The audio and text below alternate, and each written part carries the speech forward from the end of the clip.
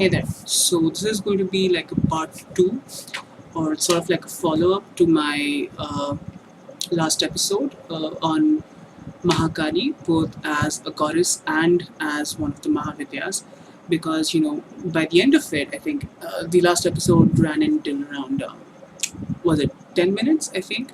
But even then, there were a couple of things that I really wanted to talk about and I really wanted to discuss.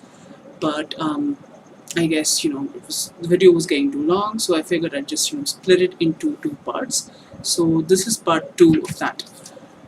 Um, so I think in the previous episode we took we took a look at the basic iconography of Kali, and I think we also spoke a bit about how I relate to her energy, or how I relate to the kind of lessons that she usually has to teach. I think for this episode, I'm going to be deep diving a bit more into her iconography and sort of talk a lot. I'll try and talk a bit about some of the deeper aspects or some of the deeper metaphors behind the way Kali is generally depicted. Now, do keep in mind that some of this is sort of uncited, so to speak.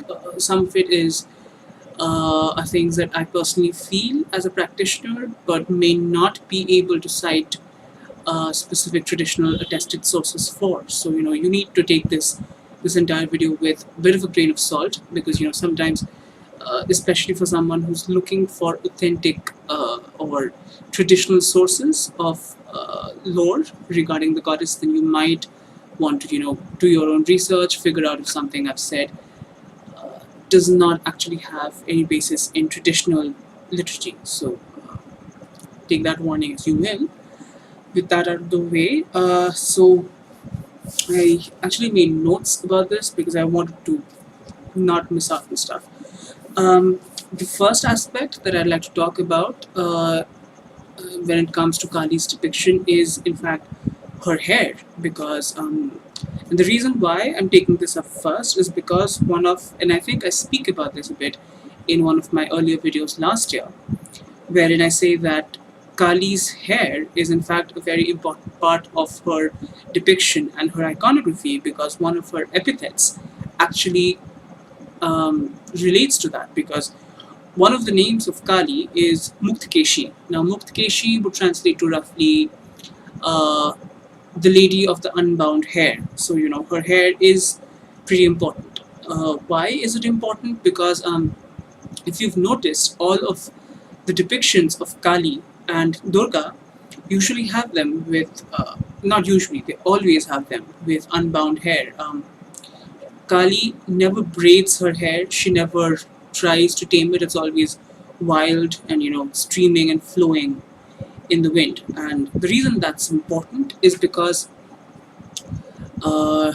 in Vedic culture or Vedic society, a woman, a civilized woman, always wore her hair bound into plaits or braids or buns or whatever. You didn't leave your hair unbound like that, because that was a sign of not being civilized. That was a sign of being amorous. A lot of things. There is a pretty big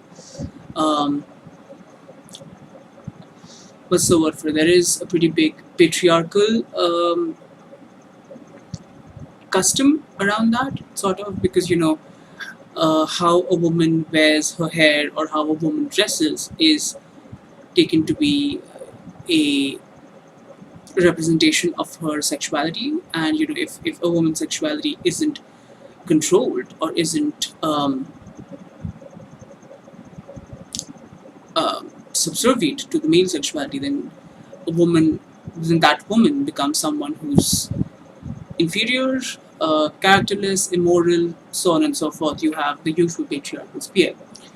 Kali, as a primarily feminist deity, breaks that stereotype by leaving her hair unbound, and that sort of tells you that she is someone who's above and beyond cultural mores. She's above and beyond societal expectations of a woman, because she's someone who owns her being. She's somebody who owns her sexuality and her identity as a woman or as a feminine entity.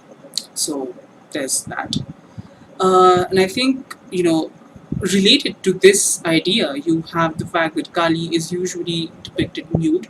She is not, she generally does not wear any sort of clothes or ornaments or any sort of the usual accoutrements that a civilized woman is supposedly supposed to use. So, Kali is somebody who sort of straddles the line between what's socially acceptable and what's not, because obviously things that she does are generally not socially acceptable for women in society. But at the same time, she is a goddess. So, you cannot really call a goddess immoral. She is sacred, she is holy by the very virtue of being divine. So, she sort of teaches those kinds of lessons, especially, you know, this sort of dichotomy is especially relevant in a patriarchal society where you have a feminist deity. So that's kind of interesting there. The next bit that I want to talk about was the garland of human skulls or severed heads that she's usually depicted as wearing. Um,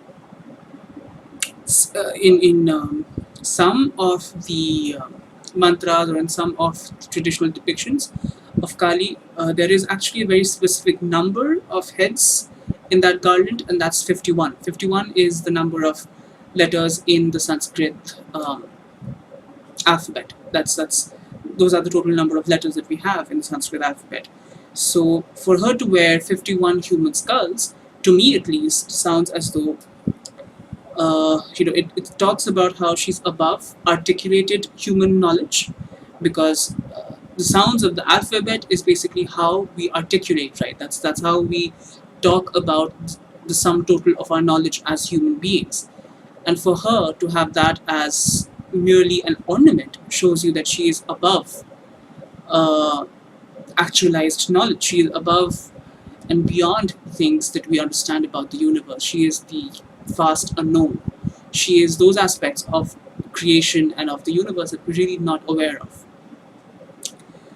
Uh, Another possible way of looking at the human skulls could be that she is a slayer of ego, because skulls, heads, ego. That's that connection there. So that could be part of it. That's one way of looking at it.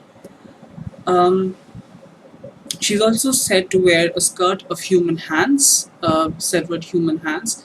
I'm going out on a limb here because I'm not exactly sure if I've read this somewhere or this is just part of my own internalized gnosis, but I associate hands with deeds, with action. The Sanskrit word would be karma, uh, or as the rest of the world usually calls it karma. It's the same word.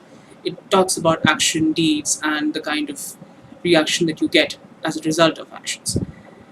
So hands for me symbolize that. They also symbolize physical manifestation, bringing something to fruition. So for her again to have, to wear an ornament, to wear that as an ornament or a dress or whatever, talks about how she's a mistress of all of those things. She is a mistress of action and reaction. She's a mistress of manifestation in some ways, because that makes sense, because one of the aspects of Kali is the goddess Kamaksha, who is again the goddess of manifestation. So maybe I'll make another video about that. But yeah, you do have Kali standing in for the creative principle or the manifestation principle. There is that. Uh, the another one, another really important part of her, and I think I probably should have spoken about this first, but anyway, is her tongue, because in all of the depictions of Kali, she has her tongue out. It's lolling out. Now, there are actually two different interpretations of that. They're both quite interesting. But the first interpretation, that's the more popular one, I guess. That's the one that most of us taught as kids when we talk about Kali or when we talk about Kali's iconography is when Kali, her tongue hangs out in shame when she realizes that she's standing on top of Shiv. The story is that Kali was completely out on a rampage. She was uncontrollable, destroying everything and anything in sight. And the gods appealed to Shiv to, control her, to bring her back um, to her benevolent form as Parvati. So what Shiv did was, it was like a huge battlefield, barren battlefield with bodies strewn all around. And Shiv uh, lay on Kali's path while she was approaching. And at some point, Kali placed one foot on top of Shiv's chest. That's again, I'm going to edit in a picture of Kali in this video so you can see that. And it was at that moment when she realized exactly what she's done that her tongue sort of hangs out in shame. There is a pretty big cultural context behind that because um, for practicing Hindus to touch something sacred or holy with your foot or with your feet is considered to be really, really disrespectful. So, we tend to be quite, I wouldn't say superstitious, but we can tend to be quite anal about that. So, if you've got pictures or idols of gods somewhere, especially in your bedroom, you don't sleep with your feet pointing at them. You make sure that your head points towards the idols instead. You obviously don't. That's one of the reasons why when you have idols at home, you generally don't put them at the floor level where you might accidentally touch them with your feet. That's like a huge big no. It's just not done, right? So for Kali, for her, for her, Shiv is the one that she considers sacred. Shiv is the one that she worships, as Shiv worships her. It's sort of like a feedback loop. So for her to step on Shiv was basically going against everything. Every one of her most basic instincts. She was disrespecting that which she considered holy, and that's why she hangs her tongue out in shame, and then she transforms back into Parvati. That's sort of what puts a control on her. Excuse me, on her uncontrollable rage. The other interpretation of the tongue is, she's sort of in some of the stories, she's shown to lap up blood with her tongue. This is especially true when in case of how she vanquished the demon Raktbij. Raktbij means blood seed. He was a demon who could multiply from his blood. So each drop of blood that fell on the earth gave rise to a new copy. So when Kali fought him, at first, every time she cut him down, she'd just get more demons, and the whole process sort of multiplied until she realized it was the blood that was causing the multiplication. So she said to suck and lap up the blood before it could reach the earth, and that's how she ended up vanquishing the demon.